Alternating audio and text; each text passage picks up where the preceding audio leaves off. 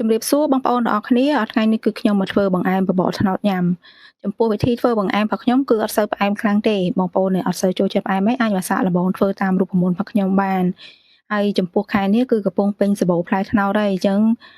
យើងងាយស្រួលក្នុងការរកគ្រឿងផ្សំណាឥឡូវដំបូងឡើយយើងចាប់ផ្ដើមមកធ្វើការលាងអង្ករត្នោតសិនខ្ញុំប្រើអង្ករត្នោតហ្នឹងចំនួន1ខាំយើងយកវាមកលាងសម្អាតឲ្យស្អាតរហូតដល់ទឹកឡើងថ្លាដើម្បីបំបត្តិក្លិនអង្ករណាបើលាងអត់ស្អាតទេតែអង្ករធំក្លិនយើងយកមកធ្វើផ្អែមក៏អត់សូវឆ្ងាញ់ដែរបន្ទាប់មកសម្រាប់វាស្រស់ទឹករួចហើយត្រៀមចាក់ចូលកូនឆ្នាំងដែលយើងយកមកបបរហើយខ្ញុំបន្ថែមជាមួយនឹងខ្ទិះចុងចូលចំនួន1លីត្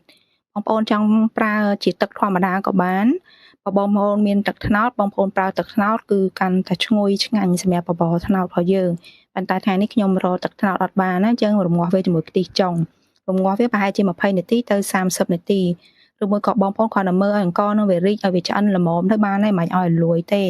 េហើយកំឡុងពេលយើងរងចាំអង្កររបស់យើងឆ្អិនហ្នឹង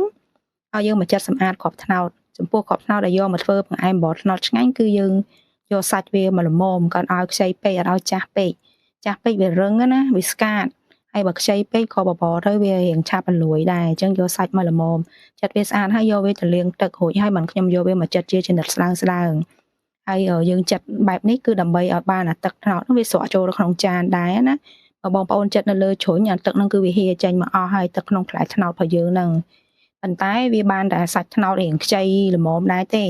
ថាត្នោតចាស់វិញបងប្អូនចាត់លើដែរបានទេវាកន្លាច់អាចមុតដៃអញ្ចឹងតោះតែចាត់នៅលើជ្រុញហើយបើត្នោតខ្ចីហ្មងបងប្អូនត្រូវចាត់ដុំធំការពារកុំឲ្យវាឆាប់រលួយហើយត្នោតរបស់យើងនេះពេលចាត់ហើយស្អាតហ្នឹងគឺចំនួនកន្លះគីឡូឥឡូវយើងចាប់ផ្ដើមមកមើលអង្កររបស់យើងវិញបន្ទាប់ពីរំងាស់20នាទីគឺអង្ករនោះវារីកល្មមឆ្អិនមកល្មមហើយអត់ឲ្យរលួយទេណាបន្ទាប់មកទៀតយើងចាប់ផ្ដើមចាក់សាច់ត្នោតដែលយើងបានហាន់ហើយមិញដាក់វាចូលបរិមាណត្នោតដែលខ្ញុំដាក់ហ្នឹងគឺសម្រាប់ខ្ញុំចូលចិត្តសាច់ត្នោតច្រើនណាបើបងប្អូនអត់ចូលចិត្តសាច់ត្នោតច្រើនទេបងប្អូនប្រើត្រឹម4ខាំក៏បានដែរប៉ុន្តែបបរត្នោតបើញ៉ាំតាអង្ករពេកក៏អត់សូវឆ្ងាញ់ដែរតោះសាច់ត្នោតរៀងច្រើនមិនឆ្ងាញ់ដាក់វាចូលរួចយើងចាប់ផ្ដើមបន្ថែមស្ករចូលតែម្ដងស្ករខ្ញុំប្រើចំនួន1ខាំកន្លះអំបិលកន្លះស្ព្រាកាហ្វេរសជាតិប៉ុណ្ណឹងគឺមកល្មមព្រោះយើងនៅមានស្រូបខ្ទិះពីលើទៀតប៉ុន្តែរសជាតិផ្អែមបងប្អូនអាចបន្ថែមបន្ថយទៅតាមចំណង់ចំណូលចិត្តបានហើយយើងកូរឲ្យស្ករនឹងវារលាយសព្វមកបងប្អូនមើលឃើញបង្អែមរបស់យើងគឺរាងរាវហើយចំពោះការធ្វើបង្អែមបបរត្នោតគឺអត់យើងត្រូវការឲ្យវារាវចឹងទេអញ្ចឹងយើងត្រូវទៅលាយជាមួយនឹងទឹកម្សៅឆាដើម្បីយកមកកូរវាឲ្យបង្អែមហ្នឹងគឺវាឡើងស្អិតខាប់តែម្ដងហើយទឹកម្សៅឆាហ្នឹងគឺខ្ញុំប្រើម្សៅឆាចំនួន1ស្លាបព្រាបាយពេញលាយជាមួយទឹកហ្នឹងប្រហែលជា2ស្លាបព្រាបាយយើងកូរឲ្យម្សៅហ្នឹងរលាយសព្វល្អសិនណាមុននឹងបងប្អូនយកវាទៅចាក់នៅលើបង្អែមរបស់យើងសម្រាប់មុននឹងចាក់ហ្នឹងយើងកូរប្រហែលបន្តិចសិនណាការពារកុំឲ្យវាខ្លោចបាតហើយបានខ្ញុំចាក់ទឹកម្សៅឆាចូលទឹកម្សៅឆានេះយើងចាក់ចូលហើយគឺយើងធ្វើការកូរវាដើម្បីកុំឲ្យ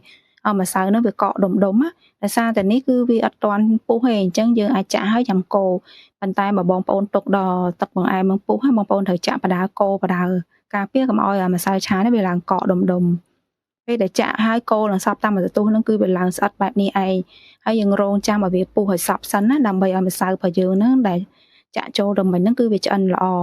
អពុះសពប៉ុណ្ណេះហើយគឺរួចហើយពេលដែលចុះត្រជាក់វានឹងខាប់ជានឹងតិចទៀតនិយាយទៅបបរត្នោតតតែខាប់ស្អិតល្មួតបែបហ្នឹងបានញ៉ាំឆ្ងាញ់ហើយយើងចាប់ផ្ដើមមកធ្វើទឹកខ្ទិះខ្ញុំប្រើខ្ទិះដូងដើមចំនួន3ខាំកន្លះបន្ទាប់មកយើងបើកភ្លើងតូចល្មមហើយយើងដាក់អំបិលចូលមួយចុងស្លាបព្រាកាហ្វេបន្ទាប់មកនេះគឺជាទឹកម្សៅឆាខ្ញុំប្រើម្សៅឆាកន្លះស្លាបព្រាបាយលាយជាមួយនឹងទឹកកូរវារលាយដូចមិញអញ្ចឹងហើយយើងចាក់ចូលទៅក្នុងទឹកខ្ទិះរបស់យើងព្រោះទឹកខ្ទិះសម្រាប់ស្រូបបបរត្នោតហ្នឹងគឺត្រូវថាវាខាប់ដែរណាហើយខ្ញុំអត់យកឲ្យខ្ទិះនឹងចាញ់ផ្អែមទេយកត្រឹមឲ្យវាប្រៃឡំទេ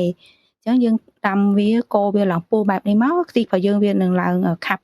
់ស្អិតល្មួតហើយពេលទៅចូលត្រជាក់វានឹងខាប់ជានឹងតិចទៀតណាឥឡូវវាពុះហើយយើងបិទភ្លើងហើយមើលផ្អែមរបស់យើងពេលដែលដាក់ចុះបន្តិចទៅគឺវាឡើងខាប់ជាងមិញទៀតហើយសម្រាប់បបរត្នោតនេះញ៉ាំក្តៅបានឆ្ងាញ់ញ៉ាំត្រជាក់អត់សូវឆ្ងាញ់ទេហើយពេលញ៉ាំកុំភ្លេចសូបជាមួយនឹងខ្ទិះដែលយើងធ្វើឲ្យបាញ់មិញតែប៉ុណ្ណឹងបង្អែមបបរត្នោតរបស់ខ្ញុំគឺរួចរាល់ហើយរសជាតិវិញគឺមកល្មមតែម្ដងអត់ផ្អែមខ្លាំងទេពេលដែលយើងសូបបន្ថែមជាមួយនឹងខ្ទិះដែលយើងធ្វើហ្នឹងណាតែបើបងប្អូនអត់សូបអានឹងរៀងផ្អែមបន្តិច